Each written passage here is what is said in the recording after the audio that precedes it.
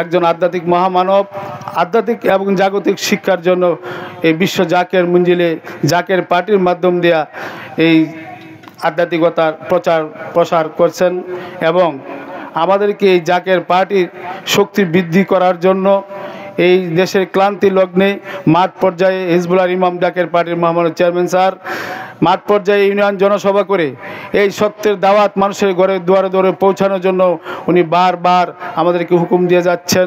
তারই ধারাবাহিকতার আজকের এই নির্বাচনী জনসভা। আপনারা জানেন দেশের এই ক্লান্তি লগ্নে একটি অশুভ শক্তি এই দেশের উপর কাজ করতেছে, যা বহির্বিশ্বের এই শকুনের চোখ এই বাংলাদেশের উপর পড়ছে।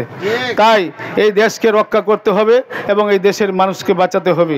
তাই এই দেশের মানুষকে যদি বাঁচাতে হয় একজন পবিত্র নেতার দরকার, আর তেমনি একজন পবিত্র নেতা হিজবুল্লাহ ইমাম জাকের পার্টির মহামান্য চেয়ারম্যান। আর এই দেশকে বাঁচানোর জন্য জাকের পার্টির চেয়ারম্যান বারবার জাকের পার্টির মাধ্যম দেওয়া পবিত্র নেতাকর্মী তৈরি করতেছেন, যে একজন সোনার মানুষ। বারবার এই দেশের নেতাকর্মীরা একটি কথাই বলে আসছে যে এই দেশকে আমরা সোনার বাংলা গড়ব, সোনার বাংলা গড়ব। কিন্তু সোনার বাংলা গড়লে হবে না, আগে সোনার মানুষ তৈরি করতে হবে।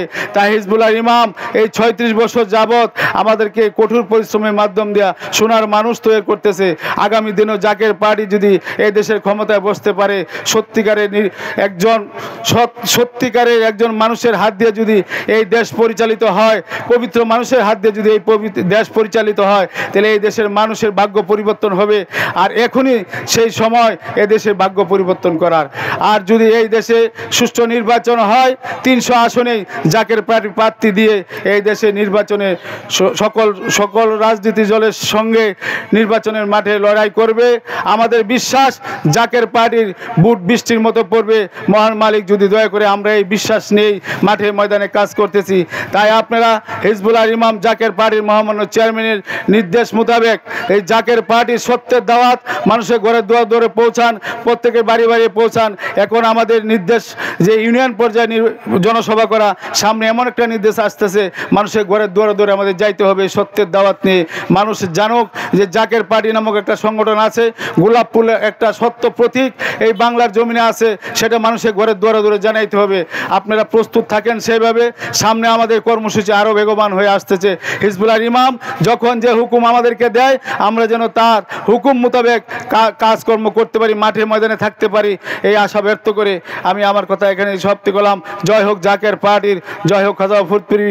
আগামী 29শে নভেম্বর হিজবুল্লাহ ইমাম জাকের পার্টির মহামান্য চেয়ারম্যান স্যার রেসকোর্স ময়দান সোহরাওয়ার্দী উদ্যানে আর জাকের পার্টির 21 লক্ষ নেতাকর্মী এবং 3 কোটি সমর্থক একসাথে করে উনি সোহরাওয়ার্দী উদ্যানে বিশাল জনসভা করবেন।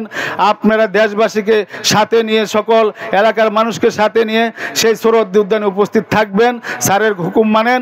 স্যার কি বলে আপনারা এই অশুভ শক্তিকে দূর করার জন্য এই মুহূর্তে হিজবুল্লাহ ইমাম সাহেবের কথাগুলো আমাদের একান্ত দরকার, একান্ত শোনা দরকার। ওনার কথাগুলো মানেন। সামনে আমাদের বিজয় সুনিশ্চিত। যদি এই দেশে নির্বাচন হয় তবে জাকের পার্টির বুট বৃষ্টির মতো হবে, আপনারা সেই বিশ্বাস রেখে সামনে আপনারা এগিয়ে যান। এই বলে আমি আমার কথা এখানে সমাপ্তি করলাম। জয় হোক জাকের পার্টির।